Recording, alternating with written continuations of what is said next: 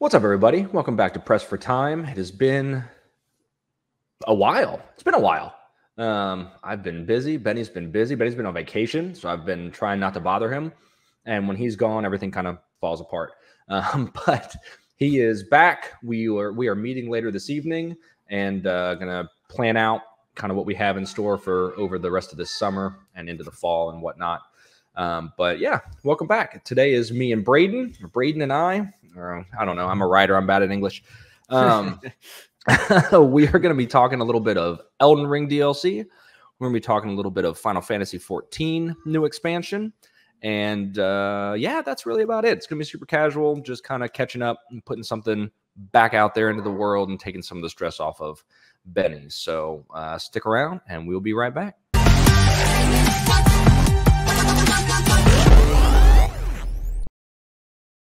That's so loud. I have to make Benny fix It is very, very loud. I have to edit that in or edit that down on the back end. I have to go through and do a little whoop volume slider thing down. But what's up, Braden? How are you? Not too shabby, not too shabby. Doing a lot of stuff on the out in the real world, not so much online recently. Had a bunch of shit come up and stuff, and prepping to move and a whole lot. But you know, still got time to play some games.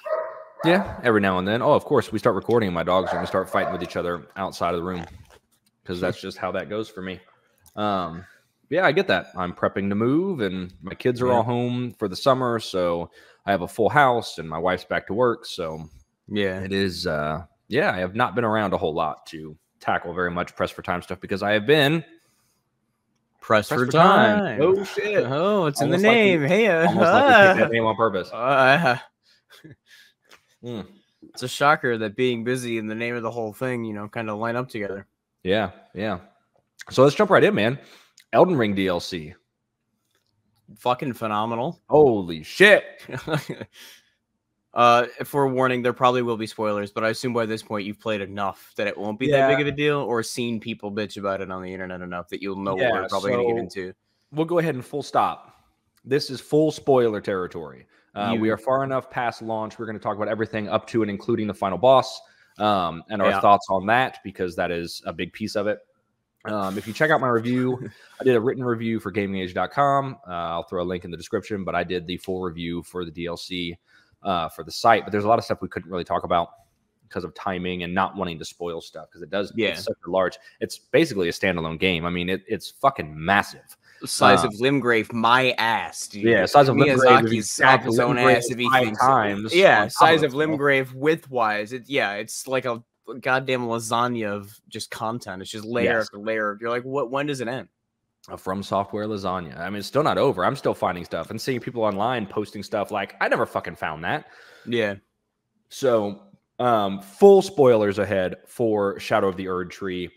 Skip ahead if you have not finished it or if you intend to and don't want to have things spoiled. But man, so let's talk about bosses first of all, right?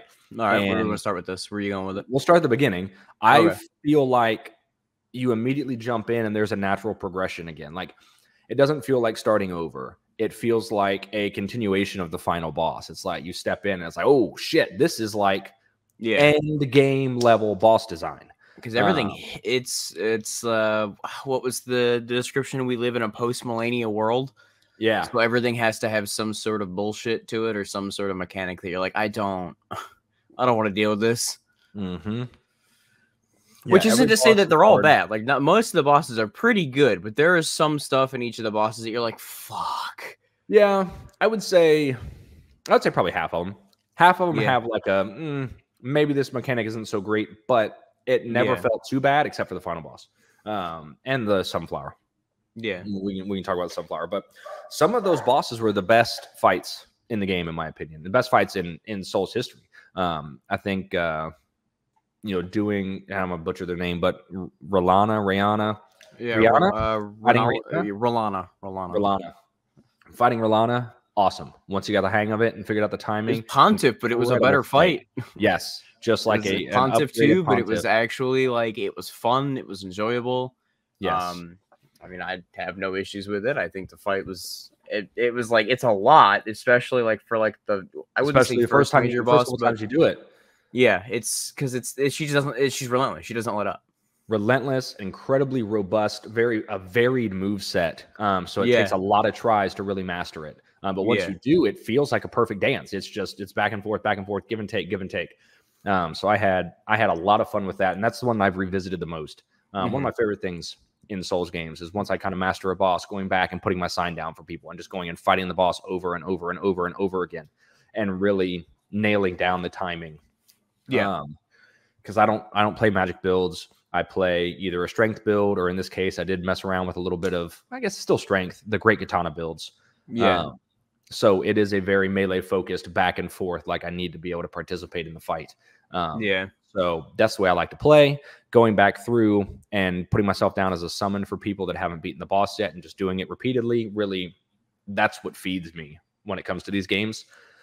So that is the spot where I spent the most time. That and Mesmer. So Mesmer is such a good fight. It is wild. It would have been a perfect final boss. Had that been boss, I would not have been disappointed. Not only do I think that Mesmer would have made a better final boss than the final boss, I think that, like, I don't know how much people follow, like, Elden Ring lore or whatever, but the final boss being who it is so fucking dumb. It's very dumb. And it's the first time I've ever seen FromSoft do something like that. I can recall. I'm just going to go ahead and spoil it. So you've already had your warning. If you're still in by this point, if you get spoiled here, this is on you. This is your last chance to not get the final. Right here. This is your last chance to not get the final boss spoiled. But so obviously, when you go through the base game to access the DLC, there are two bosses that are required. It is Radahn and it is Mohg.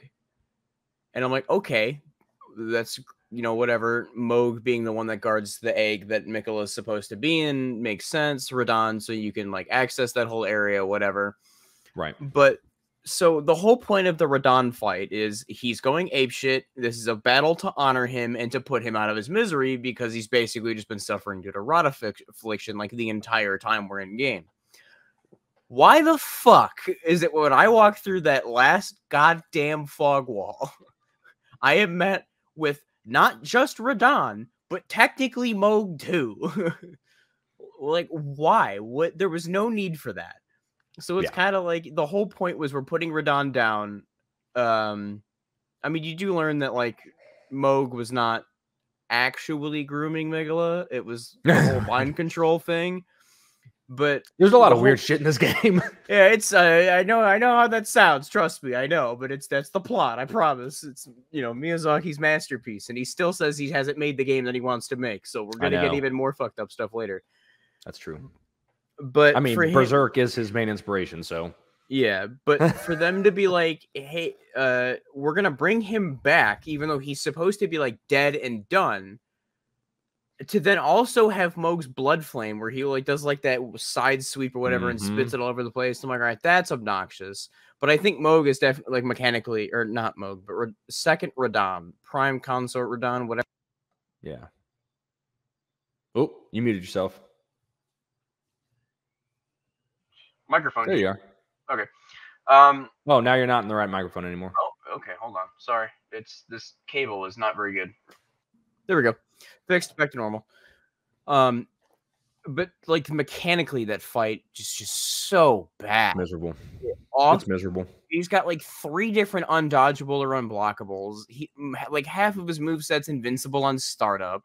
He's constantly running away from you and then diving back onto you and effectively one-shotting you. And I'm like, I think when I fought Radahn, I was at plus 17 or 18 on my shadow. Yeah, same tree. Same tree. Same. So it wasn't like, I was underprepared or underleveled. He's just over. Everything else in the DLC felt fair. Everything else felt like a standard progression. Like, hey, I need to get a little better. Hey, I need to get some more of these blessings. Like, yeah, you could accidentally go find yourself where you don't belong and have to go get more blessings to, but that's just tackle part the of area. Like, that's exactly in the base game too. Like, you can wander to Caleb immediately and get fucked. Right.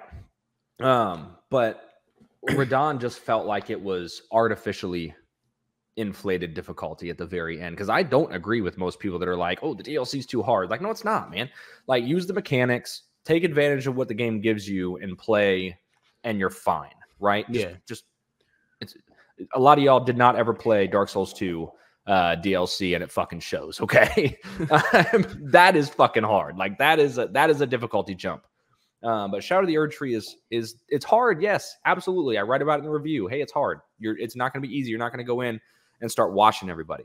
But the final Radahn fight is just so unpleasant. I finished it and I will not touch it again. Like I don't set, and that's exactly what I was talking about a minute ago. I set my summon signs outside of boss doors because that's so much fun, and I love refighting the bosses. I will not go fight Radahn because it's fucking miserable.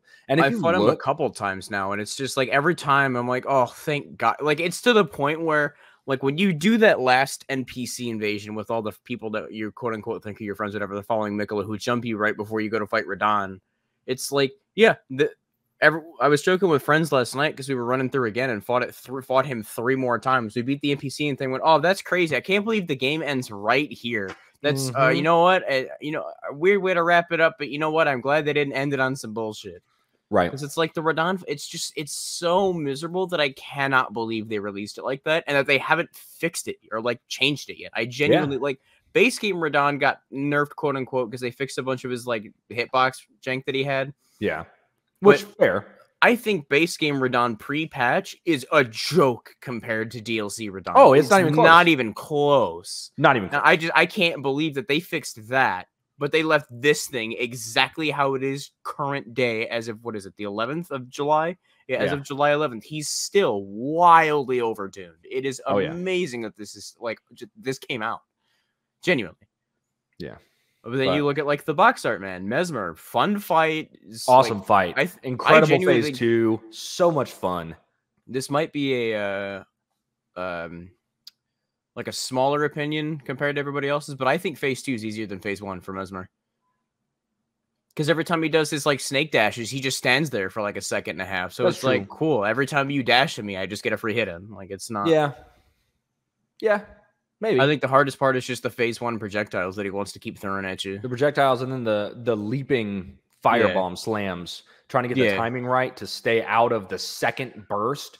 You know, it's easy enough to avoid the hit, but timing that second roll or jump was difficult for me trying to figure out without getting hit. And then you end up stunned and then you get hit twice more. It's like, oh, fuck, I'm out of here. A lot of the DLC seems to have, this could just be a bunch of like nagging or complaining or whatever, but I feel like the DLC has a lot of stuff that if you get hit at all, they're finishing a combo on you regardless. Yeah. It's like you kind of have to play perfectly, which is kind of annoying, but it's like, to an extent, it does encourage you learning the mechanics a little faster though. I felt like I really liked it. I think at that point, I'd rather them do more damage than just as soon as they hit me, they're like, well, I'm going to get a full like 16 hit combo on you. So sorry. I'm like, come on, man. Dude, tell you who I hate more than anything else. And I don't know their name, but the nasty little flippy dudes with the dual glaives. Oh, with the new backhand blades. Yeah. Oh my God, dude, get out of here. Anytime I see one of those dudes, I was like, no, wrap it up. We're going somewhere else. Here, Torrent, let's go, baby. You know what? We need to go elsewhere because I'm not so obnoxious, man. Because they're those constantly and the jumping lion dudes at the end. Yeah, the lion dudes with the great swords are miserable because they're so bulky. They have like, it feels like infinite poise. It's ridiculous. Yeah, it's like fighting Havel, but Havel that is really fucking fast and uses crazy elemental attacks against you. It's ridiculous.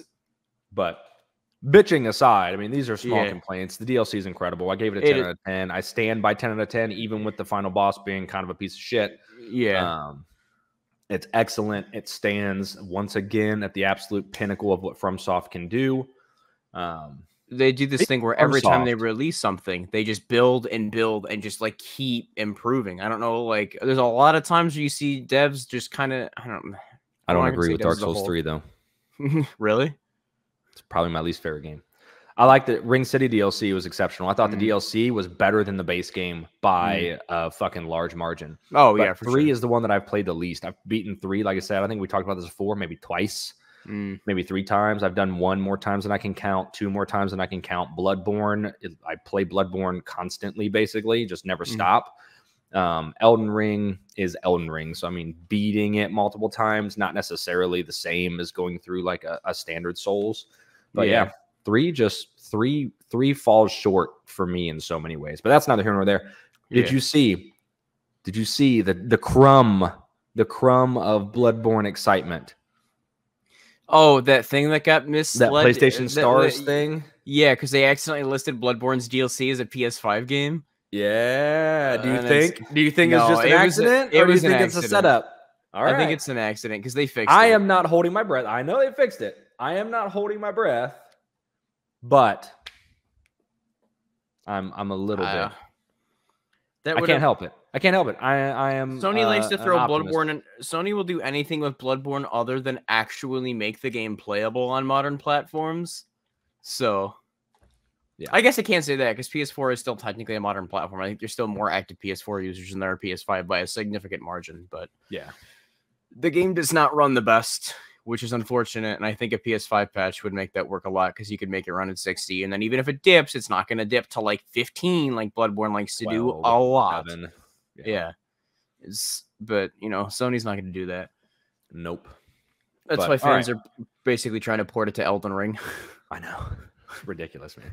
But yeah, the DLC was phenomenal. I do think it's worth a 10 out of 10. I think Radon's the only real stain on it. Absolutely. And if it ends up getting fixed later on, a little more balanced, I would be okay with that.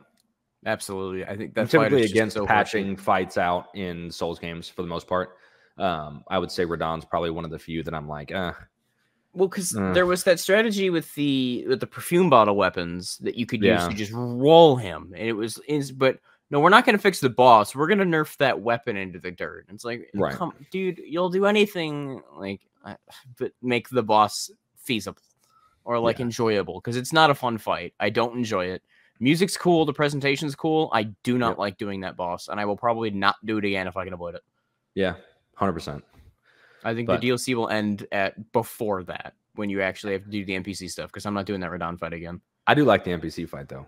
Yeah, it's a cool culmination of all their stories at once. So make sure if you're playing through for the first time and somehow watched all of that spoiler-filled DLC discussion, do all the NPC quests. It culminates in a fantastic fucking fight, one of the best in the series. I loved it. As far as you're only going to talk to one NPC, make sure it's the cripple on the mountaintops. The guy. If you hear a guy moaning in the street, talk to him and go find him repeatedly. Yes, yeah. His voice acting is incredible for the one fight that you can summon him. Phenomenal, dude. No, phenomenal. I think I texted you when I beat it, but when I fought Bale, I beat it first try. I didn't think the fight was that hard, but it was still by far my favorite fight, just of the dragons. It was incredible. And yes, I mean, the voice acting is incredible. Is the best since my name is Gyobu fucking whatever his last name was. Gyobu As I stand, you will not pass the castle gate. Yeah, dude, I still hop on every now and then just to play through that because you can get there in like 5 minutes. It's like, let's go. The Bale fight was just downright incredible. I think if you're not prepared, it can be challenging because he does a lot of like big AoE explosions. Yeah, I definitely got there far before I was supposed to.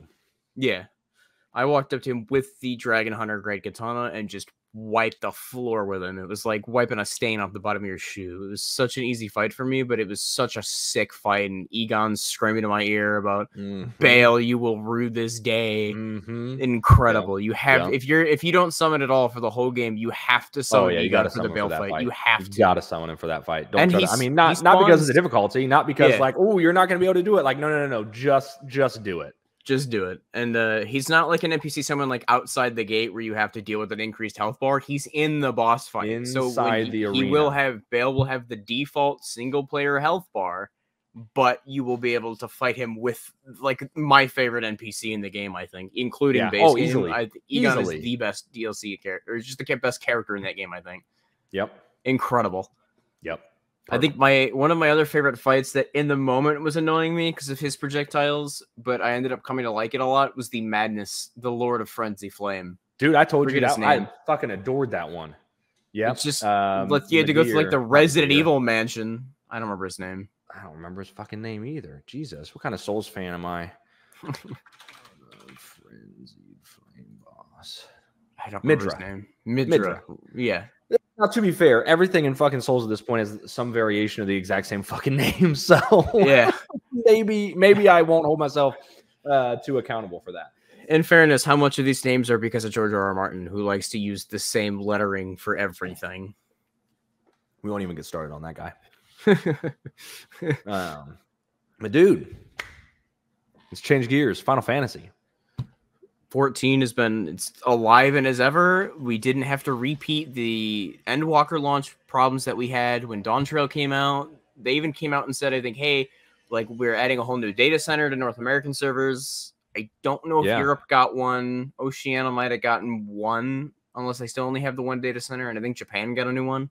Yeah. I mean, I'm not sure, but that sounds like I've seen a couple other press things about that.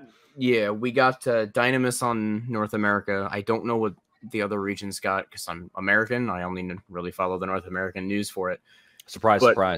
Yeah, right. Typical American mindset. Ugh, I know. I'm so self-centered. I'm sorry. Yeah, but we got the new data center, maybe plural. I'm not sure. Obviously, the whole new expansion that people are kind of mixed on. Surprisingly, I've seen a lot of mixed. I've seen that. Some people are saying they really love it. Some people are saying it's shittier than Stormblood. If you played Stormblood, right, you know it's kind of slower for the expansion. It's better than a Realm Reborn. That's what I've seen a lot of people say is the slow. It's a real slow, and then the counter argument to that I've kind of seen is. Again, they're setting up an entire new story arc in an entire new area. So, like this isn't the end. We're not. Hey, we're this is our final expansion and this is our last hurrah. Like, no, this is the turning point of a new story, next chapter. So I get it. We'll see what happens in 7.1, 7.2, like all that shit. That's where we'll start to see if this is going to pay off or not, and see where they're going to kind of set up from there. Because usually, at least with the expansions, like. Endwalker has been phenomenal, and I think the post for Endwalker is it's obviously going to kind of wind down like the rest of this story that we're in now. Right. But it's like the post expansion content is usually where they either really start to ramp shit up or they kind of ease you out of it. It just depends on like what the content of like what that expansion's focused on. So here's how I see it. Base game, A Realm Reborn, Heavensward was peak. Then it post Heavensward. Yeah, and then it eased down, and you got Stormblood, which is Shadowbringers, Endwalker's peak, post Endwalker, and then it fades down Dawntrail. So I mean, we're on track. Dawntrail should be the beginning of the hill. We're starting to climb another hill. Yeah, right. So, like I said, I have not done Dawntrail yet. Full disclosure. I am in a lot of servers with people. I talk to people, like we are very involved in this community. Yeah. So I'm very familiar with the sentiments. I am not speaking from personal experience as far as Dawntrail goes. I have not touched that. I have not gotten super deep into Dawntrail, but I have toyed with like the classes and gone through some stuff for it. But it's been, from what I've seen and like experienced stuff, it seems interesting. I mean, obviously, again, it is a whole new build up. Whole new area, kind of like a beach episode sort of deal. If you're an anime fan, you kind of know that's kind of just like we're just gonna go do something over here to have something. But it sounds like there's like the gear is pretty good. People are saying the trials and the dungeons are some of the best in the game, like in general. And it's there are some issues with how, if you're familiar with 14 or if you play it, you're familiar with the concept of a wall-to-wall pull, where tanks just you start and then when you hit the wall, that's where you fight everything. It sounds like Dawntrail's back to like, hey, pull very small groups because you will die. So people have had some issues with pacing of dungeons, but otherwise it sounds like people have been either really liking it or, oh god, we're in a Stormblood ARR 2. So it just, because I think people have high expectations, especially after coming off of Shadowbringers and Endwalker, which I think are some of the most highly revered stories in just Final Fantasy as a franchise. Yeah, in general, Final Fantasy, they seem to be, specifically Shadowbringers. Yeah, Shadowbringers, when I finished that, I think Shadowbringers might be my favorite Final Fantasy story by like a mile. And it's like you have Shadowbringers at the very, very top of it.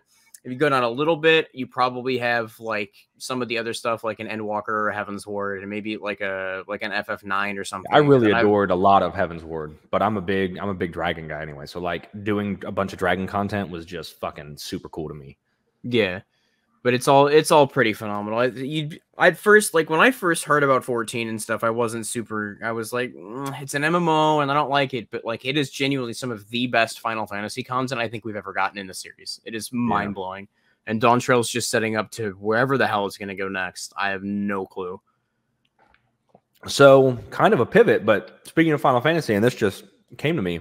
Yeah. We have a free company. These guys. We do. Yes. These fellas. If you play Final Fantasy XIV and you would like to participate in a fantastic free company with great people. What do we have? 100? 120? Yeah, 120 people. Rounded down, it's about 120. Yeah. Up and down. Awesome community, great people, super inclusive. Will at all levels of play, top to bottom. Doesn't matter if you're going through. Like, we have folks that are literally going through the main story for the very first time. Well, they're going through like the ARR like 2.0, like beginning of the game content, and then you have people like me and some other people who are like end game, like I'm just here to farm stuff because that's what I want to do. Exactly. So you've got everything in between. So there are people you can play with everywhere throughout there. So if you are interested in doing that, what is the best way that we can do that?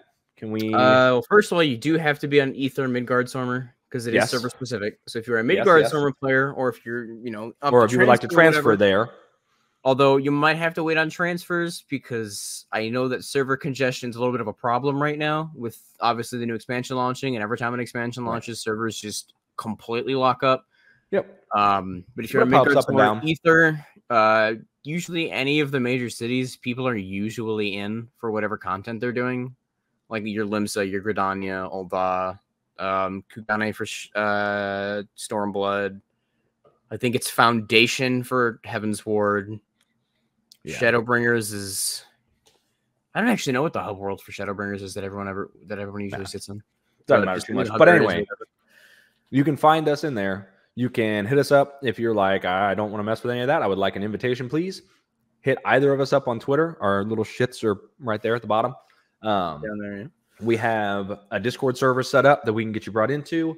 We'll bring you into the free company, and you're welcome to come play with us as long as you are not a piece of shit. So, surprising, I know it's a low bar. You'd be surprised how many people you get that join there below that bar. Right. As long as your name's not Mark Fox. Yeah. Fucking nutsack. Clearly a veteran hater, obviously. I mean, come on. Yeah, I don't know. I don't know, man.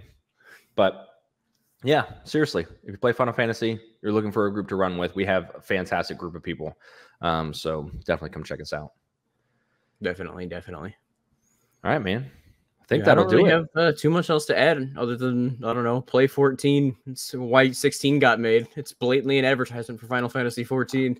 Yeah, no kidding. God damn it, it was a fantastic one. It was a great one. 100-hour advertisement. But no, 16 is incredible. Obviously, we've talked about that ad nauseum, but 16 is incredible. Play 14. If you have any interest whatsoever in Final Fantasy at all, don't be daunted.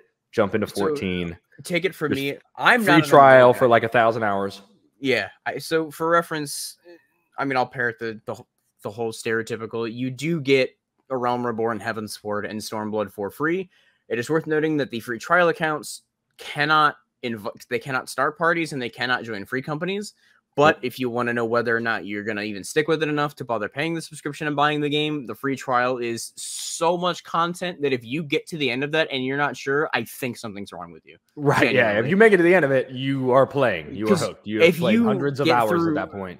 Because by the time you get through the free trial content now, you probably have like 700 fucking hours in that game, which is all the stuff that's available. Probably, I mean, that might be an exaggeration, but it's hundreds of hours. I'd say probably 300. Like if you just play through it, touching side stuff as you go, I'd say maybe 300 hours of actual content that is genuinely free. And you could, I'm not kidding, stretch that to an easy 1,000. Yeah, if you're trying to do all side quests and all this shit and collect stuff, you could. If you're farming mounts, 1,000 like fucking hours and stuff, it is ridiculous for free, which is mind-blowing to me. Yeah, I am not an MMO guy.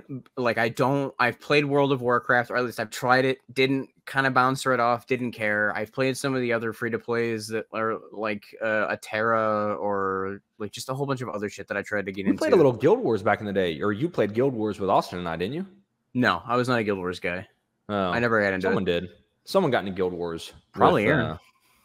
Well, I know Aaron was, but it was somebody else. Somebody that wasn't an MMO person, because myself, Aaron, Austin, all kind of played that shit back in the day. But yeah, I'm not an MMO guy, but like 14 is genuinely such an incredible Final Fantasy game that it has far outweighed my hatred of MMOs or my dislike of how the gameplay style is for just how incredible like the world design is, the music, the story. It is so ridiculously good that I don't even care that it's an MMO. Like I'm all in. Been playing it for years now, and it surpasses any dislike I have for any of the MMO stuff. Because it's just such a genuinely good game. Implemented. Yeah. Granted, they're still stuck in an engine from the PS3 era, but that's a whole other true. issue. That's hey, the new updates though are pretty solid. The new graphics updates. They just recently did a graphics update. It's on basically everything now, whether you're PS4, PS5, PC, Xbox now even. And there was that talk about them partnering with Tencent for a mobile port. That doesn't sound like it'll be all that great because I wouldn't want to play an MMO on my phone. But if that's your cup of tea, yeah, I don't even know how that would work. It's already hard enough to do on a regular controller. Like I don't know. Yeah, on a keyboard, I would highly recommend. I mean, if you're still you can get through with a controller and not have any issues. It's just if you're a keyboard and mouse player, like most people that I know, trying to use a controller is rough. It's just so different.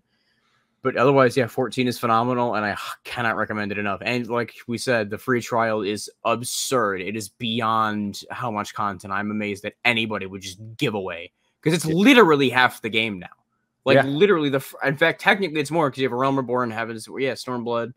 Yeah, and there's only 3 other expansions after that. Ward and Stormblood. Yeah. A Realm Reborn is the base game technically because it's I guess that's true. Yeah. So there are 6 expansions now with Dawntrail. So you are literally getting half of the game for free. Yep. And there's no content you're locked out of in those expansions. You can do it all. And any of the jobs that are available, the level cap. I'm not actually sure if you can go above the level cap for that expansion if you're free trial. You might be able to. You could probably go all the way to 100 in the free trial. No, I think it's only up to 70. Okay. It might be. I don't know. By the way, if you're interested in Final Fantasy whatsoever, you got to at least try it. It'll start a little slow, but once you get into it, you'll kind of start, melding in. But again, I don't like MMOs, but I love 14. So take that with a grain of salt. Yep. And with that shining endorsement for Final Fantasy 14, we will catch you guys later.